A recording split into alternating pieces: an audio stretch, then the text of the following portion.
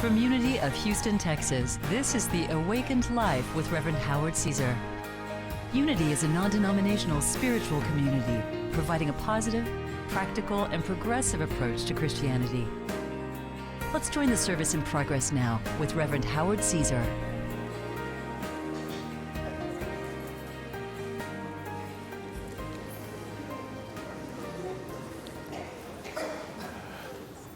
Well, I don't know how many of you are golfers, but I actually golf once in a while. I'm not very good at it because I don't get to play very often, but it's a great game. And anyways, a little story about there was this 6-year-old boy who was the nephew of a golfer. So his uncle was going to be going golfing, and the 6-year-old said he really wanted to caddy. And so his uncle wasn't all that great a golfer either. And so he said, well, you know, you're going to have to count my strokes if you're going to caddy for me. And you know, how much is 6 plus 8 plus 9? And the little boy said, 5. And his uncle said, great, you're perfect. I need to find a caddy like that. It really helps. You know, we often hear about the importance of having balance in one's life. We need to balance in terms of the amount of activity versus inactivity, and you know, moderation and things like that. And so sometimes we can become less active and sedentary, and then we need to exercise, and sometimes we can become workaholics, and now we need to find time to relax or, you know, mix in other activities as well. And so sometimes there are people that are caretakers, and so their time is so filled with caring for others that they need to balance it with self-care. And sometimes our focus in life is so much on an outer and all the pulls and tugs of our outer life that we're out of balance in terms of our focus on our inner life and our inner world. So there are many areas in which, when you speak of balance, that one needs to really be in touch with that higher dimension within themselves that is guiding them and helping to become more as a balanced person.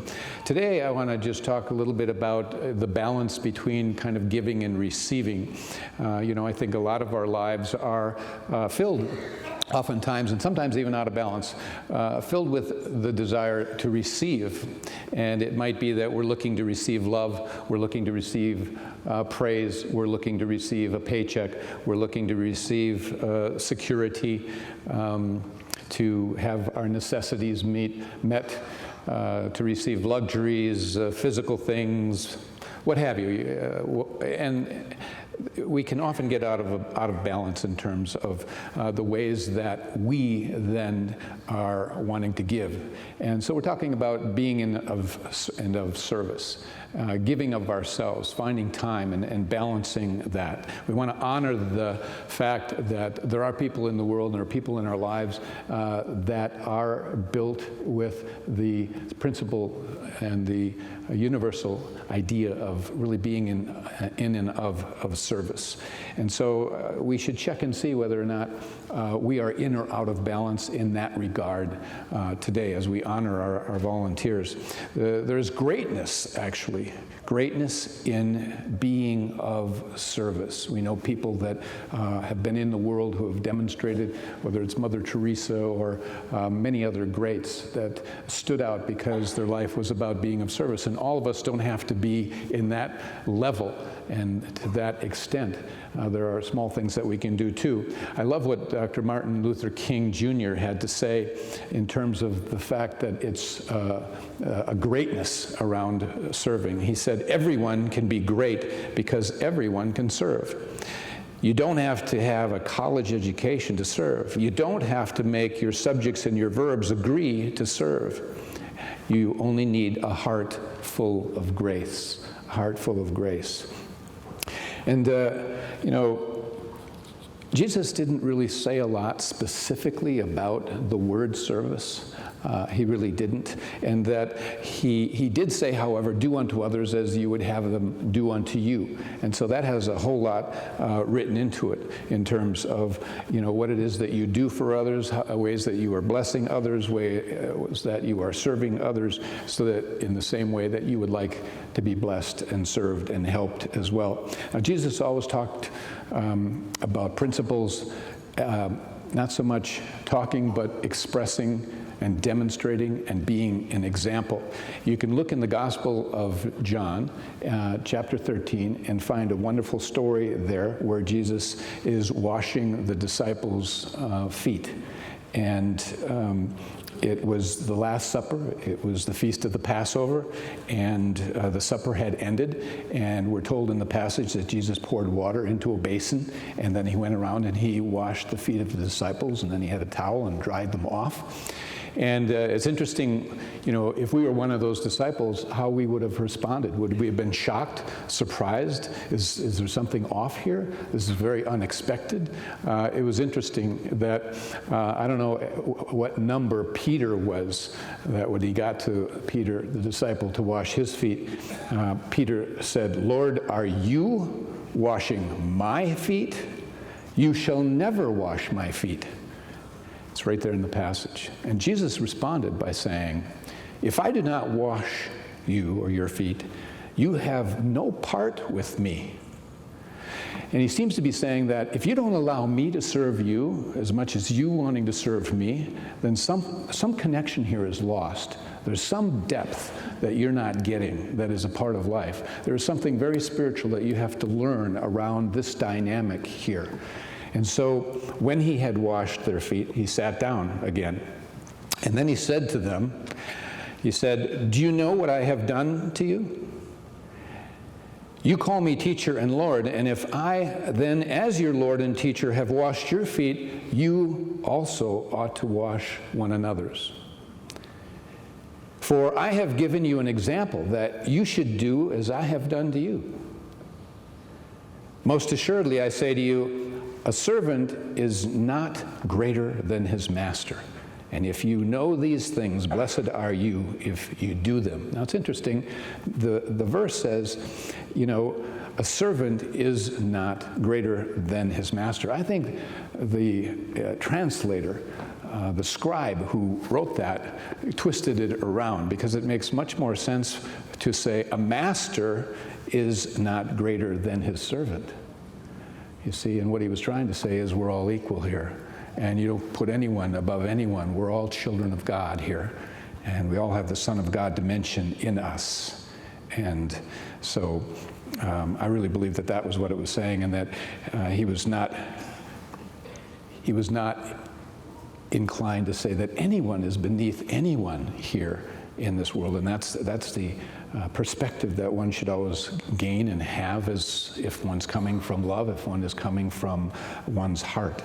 And so Jesus was nearing the end of his ministry, and he saw that it was so important that at this Last Supper that he convey to them the importance of selflessness. That one of the greatest things that we can learn is actually to have selflessness over selfishness. And Mother Teresa, I love what she said. She said, "In this life we cannot do great things. We can only do small things with great love." In other words, sometimes, we're not in a position to do something great and grandiose and be famous and all of those kinds of things, but there are little things that we can do that are great. It can be no more than helping somebody across the street. It might be opening a door. It might be letting somebody in traffic. When there's a gap there and you quickly close it with your vehicle. It's like, sorry. We've done that. Yeah. And you can think of other things. Of course, there are many small things that add up to big things, really. And so what we're saying here really is understanding that service really is a spiritual principle, being in service, and that it is something that comes from the heart. It is of a dimension of love, and it displays love. And there really is some greatness in it, no matter how big or small the act may be. And we all want to serve God. And that being in service is really a dimension of serving God. It's showing up in terms of a feeling of connectedness with God, being a vessel through which God is moving, and the connectedness to whoever it is you may be serving in some way. Hello, I'm Reverend Howard Caesar, Senior Minister of Unity of Houston. Sorry for the interruption, but I just wanted a minute aside with you. Thank you first for tuning in to our program, and my hope is that you've been able to join us on a somewhat regular basis. Through this program, it is our desire to touch people's lives in a very positive way, support and enhance one's spiritual growth, and deepen their relationship with God. We've been televising to the greater Houston community for a number of years, and it has not been our practice to ask for donations or financial support. But today is an exception. Up until now, our ministry has covered the expenses of staff, editing, and TV airtime. However, due to the dip in the economy, in order to continue our weekly broadcasts and remain on TV, your support has become necessary. And keep in mind that a financial gift staying on the air will be a gift not only to yourself, but also to untold numbers of others who tune in and benefit. Any amount of support will greatly be appreciated, along with your prayers. Due to circumstances, some are able to give a smaller amount, and that's fine. Others may be able to give hundreds of dollars. It's all appreciated. And because in the end, it takes many thousands of dollars to be on TV, anyone who is capable and led to give $10,000 or more dollars, I'll be happy to meet with personally if so desired. Again, thanking you for tuning in, thanking you for any help that you can be.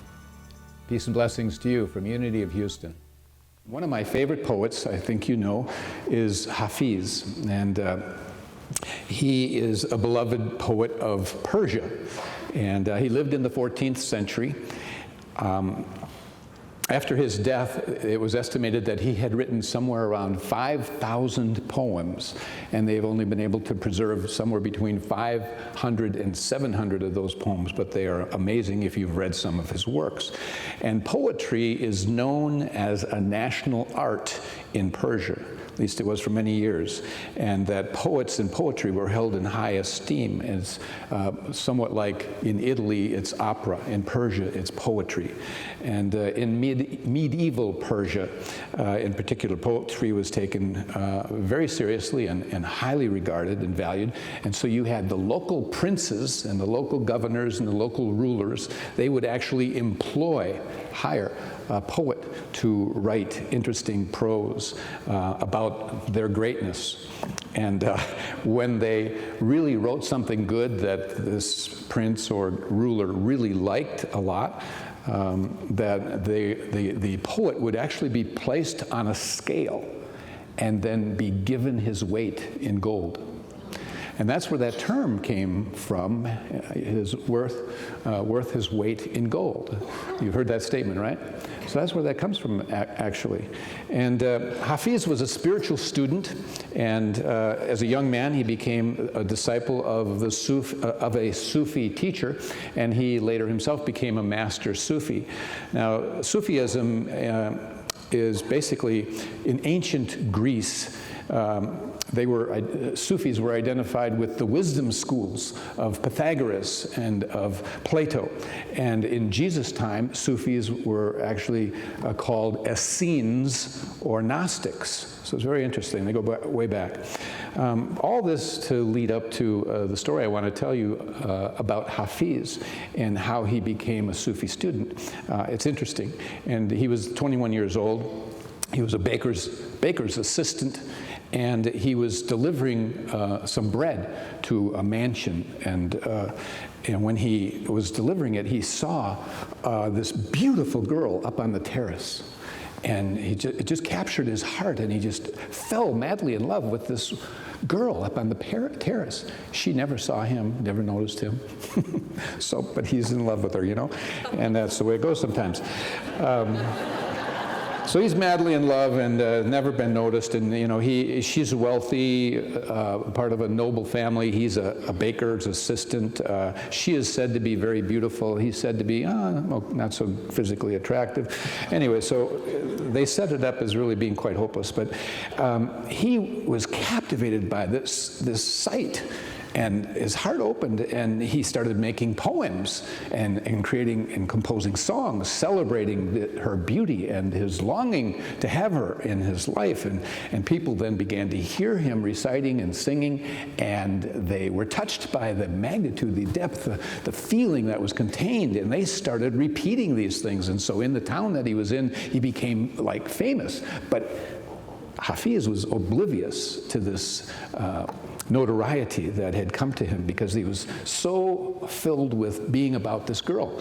And he was desperate to win her, and so much so that he threw himself into some difficult spiritual discipline that required of him that he keep a vigil at a tomb of a certain saint for 40 nights. This was said that this was a way that if you completed and accomplished this, that you would be granted your heart's desire.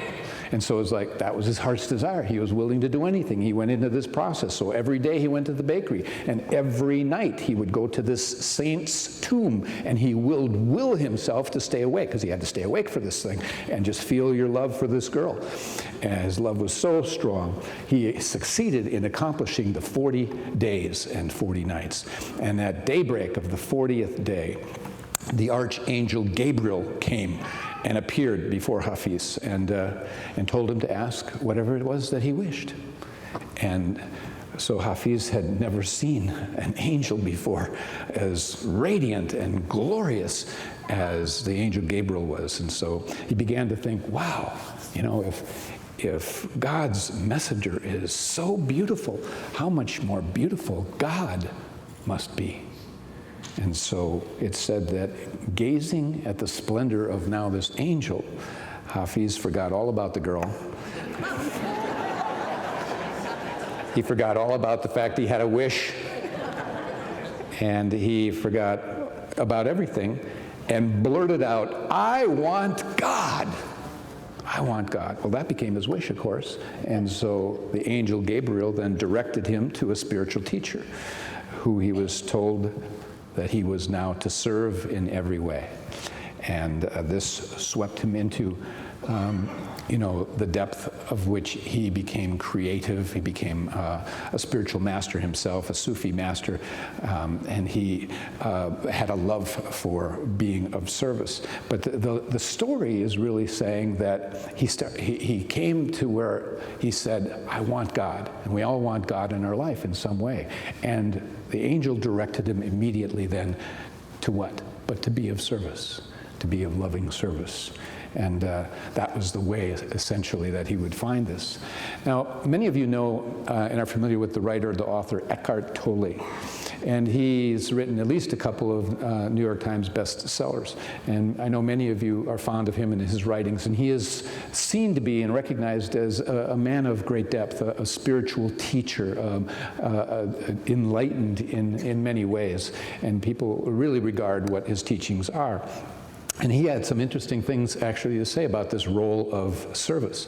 He said that being in service to others is an important factor in an individual's spiritual development, and that it is a wonderful spiritual practice to be in service if it arises from the right place in a person. And he points out that Jesus made a distinction, really, between the different ways or the different motivations that a person can have in terms of entering that dynamic of being of service. And that Jesus talked about giving alms. Remember, and he said that some people like to be seen when giving alms to the poor.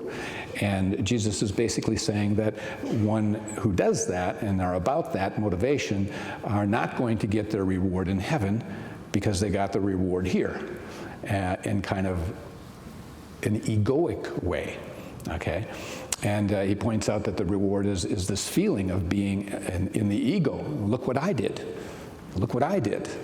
And he said that's not what it's about. There are actually two ways of being seen, if you will, and that one is, look what I did, making sure others see, and then you have your reward, as he say, which is the feeding of the ego, and that's fine, that's okay, because still that can be helping a person or helping people.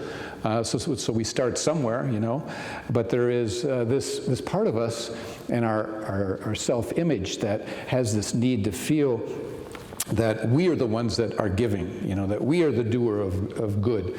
I am giving.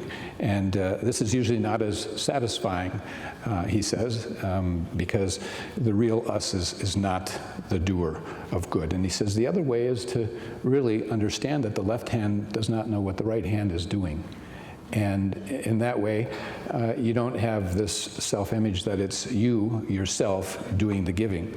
But you see it as an outflow of energy from the source, that the energy that is allowing you to do this is the divine moving through you. And so therefore, it's the energy that is not yours, but one that is owned by all of us and links us together, and that nothing is really ours, and that you're basically giving the energy an outlet, and that basically you allow it to have you as a vehicle through which the nature of the divine is doing its good work. And therefore, what you're doing in no way is about you, it's about just feeling connected to God. Much as Hafiz said, I want God. And you'll find it in service. And that's the ideal. And in this way, then, in a sense, me, the doer, really isn't there. And he points out to be of service is really a beautiful spiritual practice, because one can learn to get the ego out of the way. One can learn to become aware and awake whether or not this is about me looking good, or whether this is about me just feeling connected to God in a particular way, doing being of service in a way that I become a vehicle for the energies of God to bring forth some kind of good. And so that's service at an advanced state. And Eckhart confirms, as well I agree with him, is that few of us can be there, few of us can start there, not all of us are enlightened. And so in whatever capacity you choose to give, it's simply a great spiritual practice. It is great for learning, for growing, for evolving, for expanding. There are many benefits. You meet wonderful people, you make new friends, you are supporting others, whether it be in prayer, you are developing a mutual kind of support of growth spiritually. It's a wonderful thing to be involved in. So I'm not here to sell you on entering into service. I'm simply here because I'm sold on service, and I'm sold on the idea that I understand that it's a spiritual principle.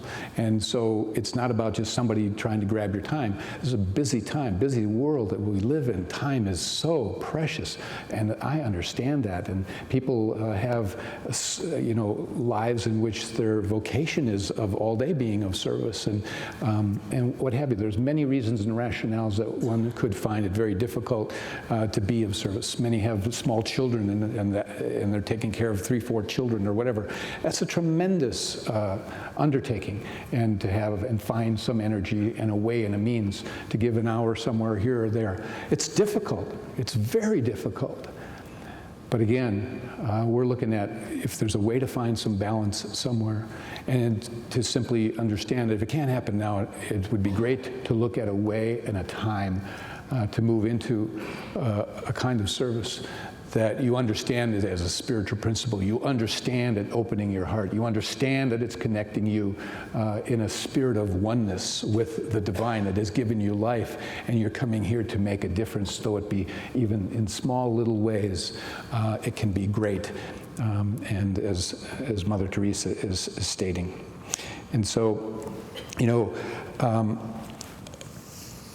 I know a number of you have read books or magazines or what have you about people who've had the experience of a near-death experience, and they have gone to a place where they experience loved ones on the other side.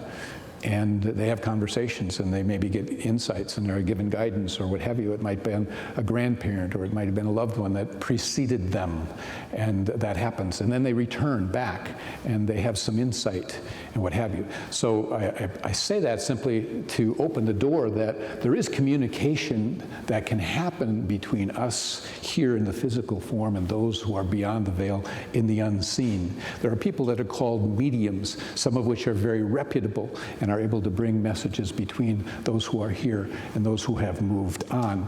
And so I've done some reading and study through the years of that, and some of it is called spiritism. And mediums have really asked questions and gotten insight and deep wisdom into many facets of life here that is known and understood on the other side and can be helpful. And so one question that was asked by a medium or mediums was the question, quote, "Of all the vices, which may we regard as the root of all vices?" And the answer came back from the other side, quote, "We have told you many times, selfishness. All evil derives from it. Study all the vices, and you will see that selfishness is at the bottom of them all. As much as you may struggle against them, you will never uproot them as long as you have not destroyed their cause. Let all your efforts tend toward that end, because selfishness is the true scourge of society. Those in this life who want to approach moral perfection must uproot from their heart every sentiment of selfishness, for selfishness is incompatible with justice, love, and charity. It neutralizes all other qualities." End of quote. So what it's saying is essentially that there's an intelligence of the heart that we must learn to listen to and to consent to be used in a way that puts us in balance with the inner and the outer worlds in which we live.